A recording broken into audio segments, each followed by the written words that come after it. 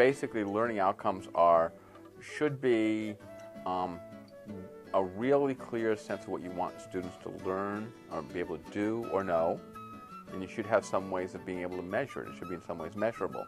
And so you want to be, in many ways, have an active verb that kind of shows what they would be able to do. Like students would be able to, by the end of this course, put up the equipment necessary to do a live TV feed, right? Or students will be able to effectively work a soundboard. One critical criterion would be to identify clearly what it is that the student will be able to know, do, what kind of ways of thinking he or she would have, or behaviors.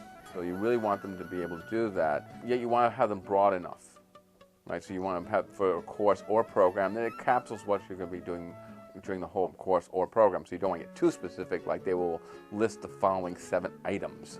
That might get too specific. One example of what might be a more difficult or less well-crafted student learning outcome is to say that by the end of this course, students will have an appreciation of art.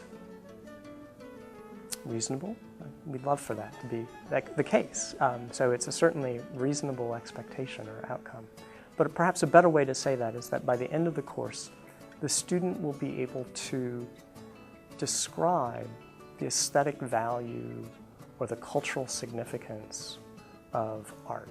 So some key things to remember when writing your student learning outcomes would be to start off with stating very clearly what it is you want the student to know, to do, what ways of thinking you expect that they would have, or behaviors that they would exhibit at the end of the course.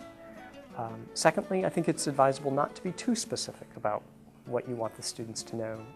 So you want to sort of package those things in general terms rather than very specific terms. Thirdly,